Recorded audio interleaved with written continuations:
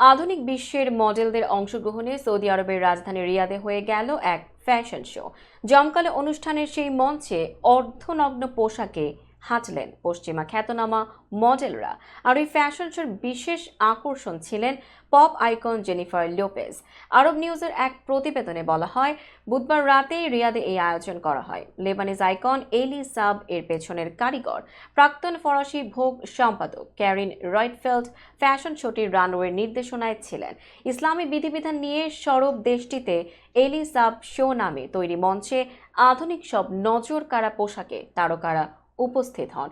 শোতে 1001 seasons of এলি sub থিমের অধীনে 300টি ডিজাইন প্রদর্শন করা হয়, যা মধ্যপ্রাচ্যের লোককাহিনী আরব্য রচনীর প্রতি শ্রদ্ধা নিবেদন করে বলে জানান আয়োজকরা। সেই প্রখ্যাত লোককাহিনীর গ্রন্থটি কিতাব আলফে লাইলা ওয়া লাইলা নামে সংকলিত। মধ্যপ্রাচ্য ও দক্ষিণ এশীয় গল্প এবং লোককথার অনন্য সংকলন এটি। এসব কাহিনী ইসলামের স্বর্ণযুগে আরবিতে সংগৃহীত হয়েছিল। বহির্বিশ্বে এটি অ্যারাবিয়ান নাইটস নামেও পরিচিত। ধর্মীয় অনুশাসন পালনের নামে যেখানে নারীদের কোণঠাসা করে রাখা হচ্ছে, সেই রিয়াদের মঞ্চে এই ধরনের আয়োজনে অবাক হয়েছেন অনেকেই। এমনকি এলি সাবের উদযাপনে মঞ্চে একে একে যখন তারকা লোপেজ, ক্যামিলা ক্যাবেলো, ন্যান্সি আজরাম, আমর জায়াব ও কিংবদন্তি সেলিন ডিয়ন পশ্চিমা ঢঙে উপস্থিত হচ্ছিলেন, তখন উপস্থিত দর্শকরাও চমকে যান।